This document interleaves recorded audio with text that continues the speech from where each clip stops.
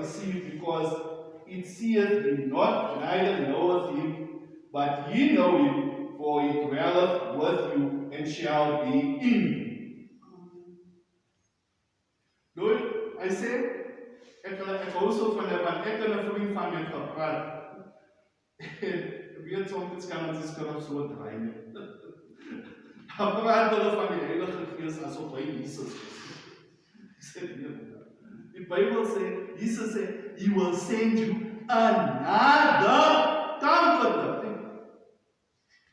Nou as ek sê 'n nog, dan meen ek mos nie ek nie. As ek sê, ek gaan na my pa toe, ek gaan vir hom vra om vir jou 'n nog shahid te stuur. Dan is dit mos nie shahid. Dan is dit 'n nog shahid. Maar as nie die shahid. So as Jesus sê, ek gaan na my Vader toe en ek gaan die Vader vra om jou 'n nog trooster te stuur. Dan meen dit Jesus was die eerste trooster. Wanneer hy sê nog 'n trooster, dan sê hy eintlik ek was die eerste trooster, maar ek gaan weg. Maar wanneer ek met die Vader gaan praat, dan gaan ek sê stuur nog 'n trooster, sodat hy saam met julle kan wees. En sodat hy kan aan jou kom woon. So, wat beteken? Because daar's 'n woord, ons leer dit in Bybelskool, ons leer, daar's 'n woord, die woord is parakletos. Parakletos betekent iemand 'n helper.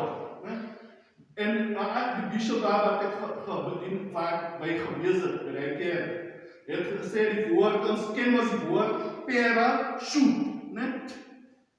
En wat doen 'n parachute? As ek gaan uit die vliegtuig spring, dan sit ek die parachute aan, sodat ek nie kan val na my dood. Die parachute help my om nie te val. So die woord para meen help, assist.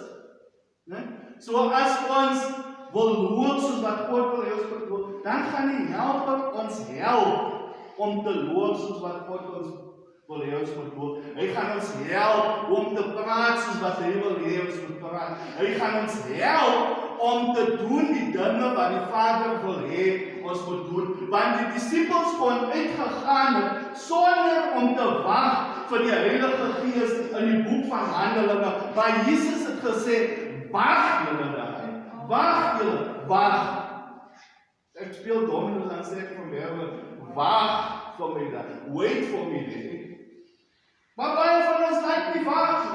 Ons hou nie van wag, want die ding het gaan heen en of weer so lang vat om aan te kom, dan wag ek nie. Dan staan ek hier in die son en hy het gesê, ek kom weer so, maar dan staan ek vir 3 uur daar, dan is ek net gesweet, want hy het gesê, wag nie daar. Hoe lang het die disippels gewag? Want Jesus moes eers opgewaar het. En dan het hulle nog tyd gespandeer in die woonkamer om te vas en te bid. En hoe lang het hulle gebid en gevas voordat God sy Heilige Gees gestuur het? En God se Heilige Gees het sulke oproering veroorsaak, want toe die mense, die disippels gekyk het, toe sê hulle, die mense is dronk, man. Hulle is besopen, hulle het 'n dopie ingegaan, because die mense is net deur mekaar, iets is nie reg. Wat gaan daar met die mense? Toe sê hulle, nee, maar dit kan nie wees dat hulle gedrink het, want die uur wat hulle nog wees, hulle het nie gedrink nie. Wat gaan dan aan? Is God se, is die Heilige Gees wat op hulle gekom het. Toe begin hulle te praat in die tale van die mense daar wat van verskillende plekke af, verskillende lande afgekom het. En die disippels het nie alle mense se tale geken nie, maar hulle die woord van God verkondig aan die mense. Hulle het gepraat oor die wonders van wat God doen in hulle eie tale. En dit is wat die Heilige Gees kan doen. Hy kan maak dat ons kommunikeer met mense en hulle sal ons verstaan. En ek praat nie van die tale wat ek nog wat mense nie verstaan. Daar's tale wanneer 'n mens praat dat mense sal nie verstaan nie. Maar dit is die wonderwerk wat God gestuur het, sy Heilige Gees. En ek wil nog verder en dit gaan maar sal nie vandag nie. Want dit gaan te lank vat. Die Bybel, die Nuwe Testament praat so baie oor die Heilige Gees. En baie maal praat ons weer van die tale en ons praat van die genesing. En baie ander keer glo nie is in die doop van die Heilige Gees. Maar die doop van die Heilige Gees is sulke wonderlike ding, né? Ek het dit geervaar in my lewe. Ek was in 'n diens daar in Bosman, by die Bethel Assemblies of God. En in die diens is een Pinksterkerk. En ek is in die diens en die een van ons Suster Penny beginne in tale mos nie praat. En ek staan en ek verstaan mos nie. Ek is nog 'n baba, ek verstaan nie. Ek kyk die vrou so en ek sê vir myself, wat praat die vrou nou? Ek verstaan nie, wat 'n taal is dit? En toe gee 'n man die uitlegging vir die woorde wat hy gesê het. Maar ek het nog steeds nie verstaan wat het gebeur. En my vriend leer my toe 'n boek van Kenneth Hagin, The Baptism of the Holy Spirit. En leer my die boek. En ek gaan lees op die boek.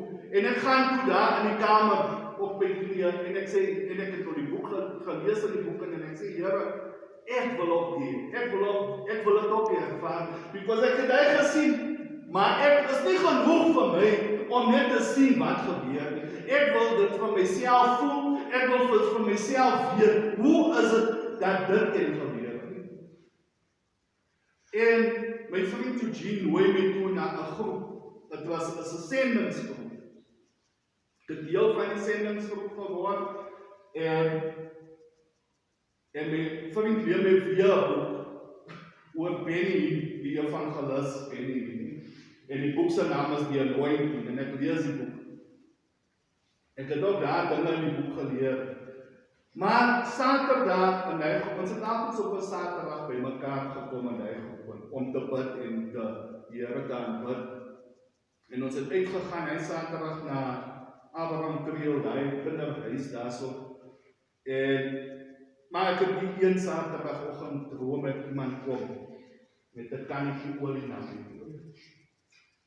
En ek staan op met sulke verwagting daai dag. Iets gaan gebeur. En ek sê vir myself, iets gaan gebeur. Ek weet nie wat dit is. Maar ek moet Saterdag na Nijgroep toe gaan met Eugene. En ons kom daar en as 'n man van die Kaap af daar. Hy was die groot kop van die organisasie wat sendingswerk gedoen het.